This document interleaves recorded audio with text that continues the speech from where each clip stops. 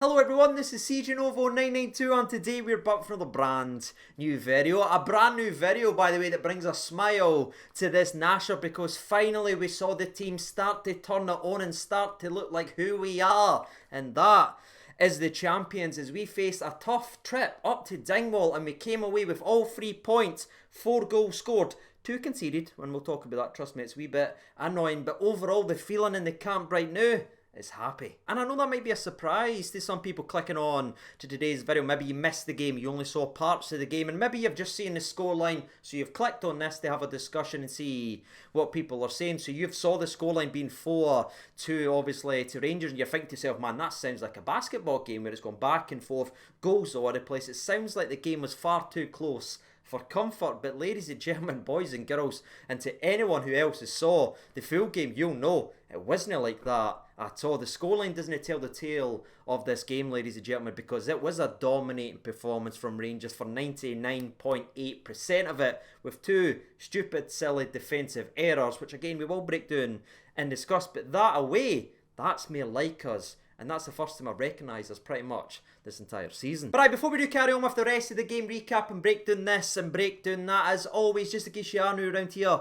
or if you're a regular viewer, like still 52, in fact it's over 52% of our regular viewers who tune in to every single video. If you didn't mind hitting that subscribe button, helping the old channel out and help us on our way towards 56. Freaking K. And while some of you hopefully go ahead and help the channel out, we will transition in to the game recap, because coming into the game of football we got the fantastic news that our boy Haji was able to overcome his knock that he picked up yesterday and was able to come into this game, because we spoke about it in yesterday's video. He was always a talented player, but the way he's transitioning into the player he is now and he's evolving into the players, he's moved from being that talented rotational option that can change a game to being one of the first names on the team sheet. So that was a massive boost seeing him back, but unfortunately it wasn't quite the same result for Scotty Wright, who unfortunately didn't make the trip up to Dingwall as that knock was too much for him. But as soon as I hear any more updates about Scotty Wright, as always, we'll talk about it right here on the channel. But aye, the stage was set. We saw from the starting 11, we heard from Steven Gerrard, this was a very attacking lineup, and this was the game that they were going to use to get their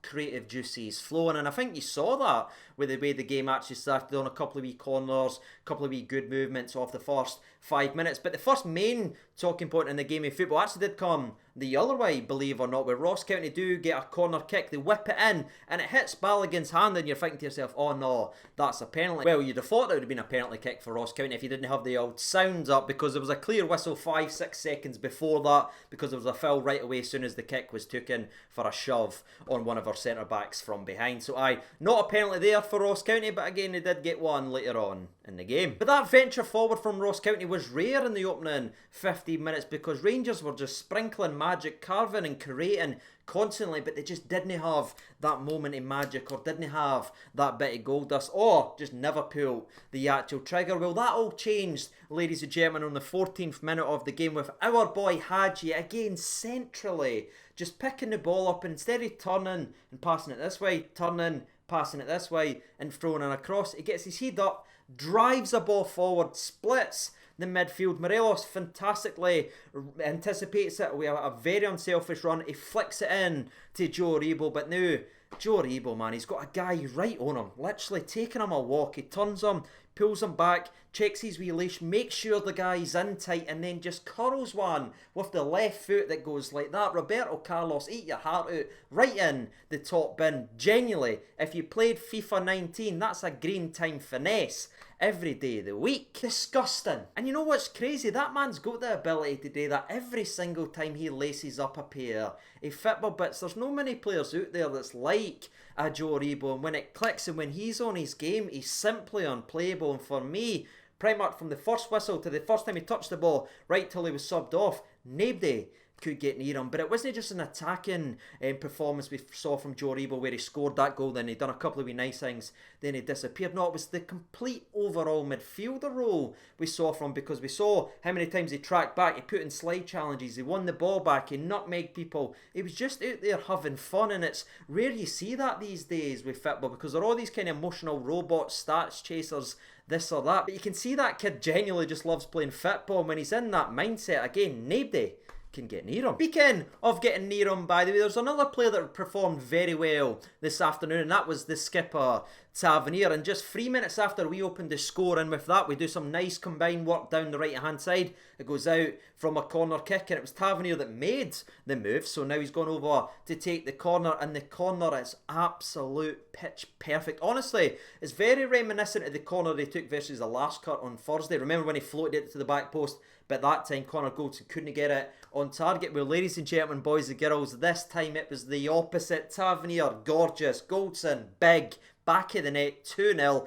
I've just seen my captain supply my vice-captain. My arse is jumping about the place. I didn't care. It's 2-0 after 19 minutes, and this is what we've been waiting for. And not only were we there to see Tavernier assisting Connor Goldson for that combination that played a massive part in 55, but it was good to see us just putting balls consistently in the box for corners, but just like clockwork, and it's going to be a running theme throughout today's video, is we've done too many stupid short corners and are defending set pieces. There's something wrong, ladies and gentlemen, boys and girls. There really is with our set piece defending, and the longer you watch today's video, the more we'll actually break down and discuss that. Because the next 3 corners, unfortunately, all resulted in short corners that led to nothing and actually nearly gave away a counter-attack to Ross County. But we eventually get the ball back in the middle after some fantastic work by Stephen Davis. He combines once again with Morelos. Morelos with a beautiful wee cushion pass in to our boy Joe Aribo, and he's just sprinting forward, opens the body up, puts it on that wand of a left foot, Mr. Feet a Bix himself, but unfortunately his shot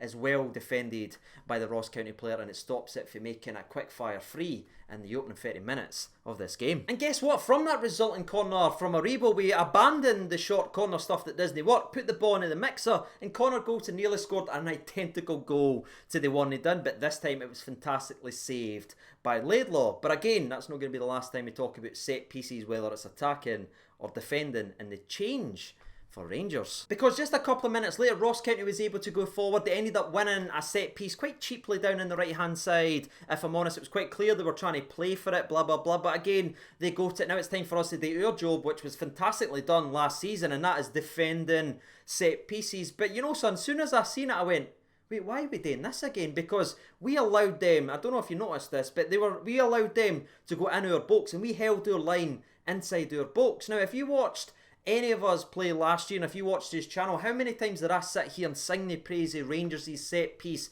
both attacking wise but also defensively, because of how we lined up? 5-10 yards outside our box, giving them nothing. It needed to be a phenomenal ball to beat us, and it needed to be a phenomenal run to beat us, because we were not allowing you to go inside our box. But we've threw that away, and we've changed for that for whatever reason. And I'll tell you something, it looks as if we are confused for set pieces. Whatever the changes and whatever we have done with the runners and tried to make it more fancy, it just doesn't work, ladies and gentlemen, because Ross County whips in the set piece, and there's one player, Callahan, who's wide open. Tavernier's nowhere near him, but there's another guy as well. So Tavernier tries to go to Callahan, Joe Aribo goes to the other player, and both of them's far too slow to come out. The ball ends up coming back into the mixer. The header's far too easily won against Balogun, I believe it is, but it's an incredible save for McGregor, a McGregor moment, if you will. But unfortunately for him, his phenomenal save meant none, because it drops right to the Ross County player, who's there wide open, and he's there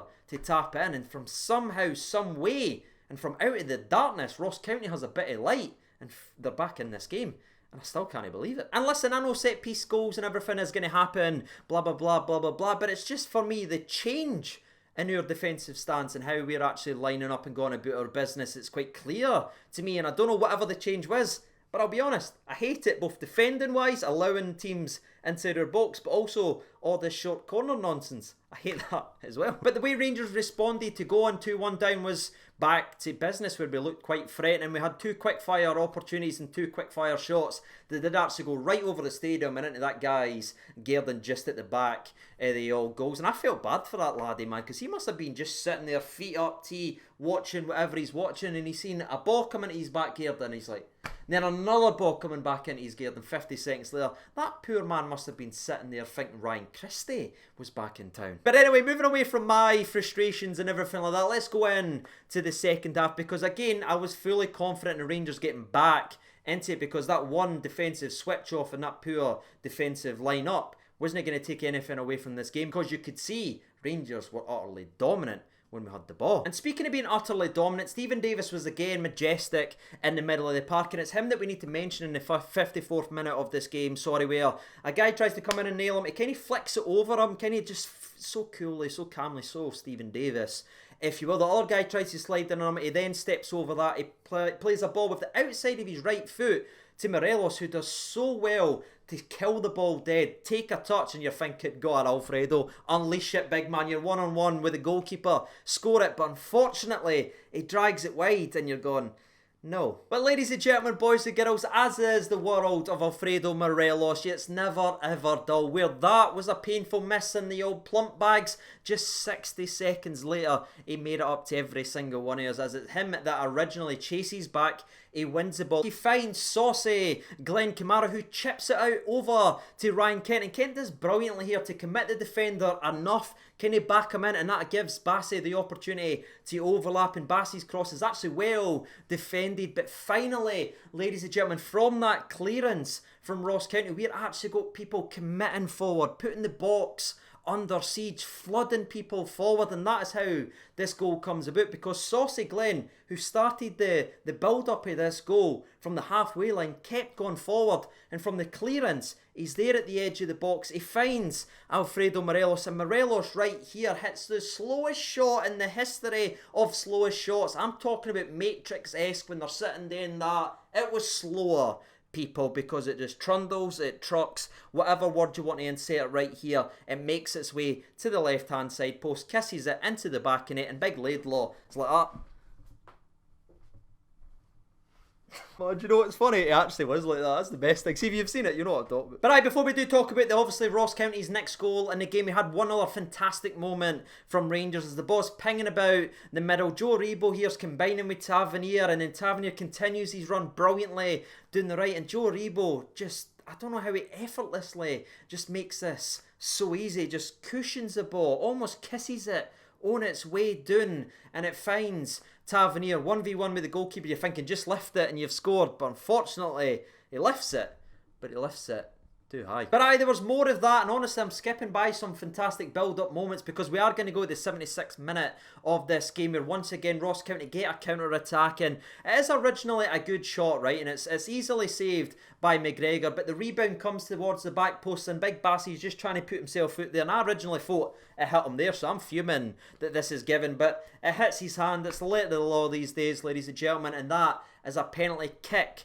to Ross County. And Big Jordan White, who was apparently staunch, by the way, not anymore, Jordan, you've ruined it, son, take your card back off you. But he steps up, it's a fantastic penalty. McGregor dives the right way, and you know McGregor, man, if he dives the right way, he's usually got a good chance of saving it. But full credit to Jordan White, a sensational penalty, and again, somehow they're back in this. But thankfully there was no worries, there was no moments of jitters. We were back playing in front of fans, but that was supposed to put us off and make us nervous when it's nippy bum time. But it didn't, because we just went back to dominating the football. I'm going to give Lundstrom as well a big shout out, because he came out just a minute before he scored, and all the memes and all that started to happen. He's doing this, it's his fault, blah blah blah. But he has a fantastic moment here as he wins the ball back. Originally it's him who starts this entire thing off as he delivers the ball perfectly to Arfield. Arfield then finds Morelos down the right hand side, and Morelos' shot slash cross is fantastically saved by Laidlaw. But again, a rebound happens in the game, but it's the first time it's happened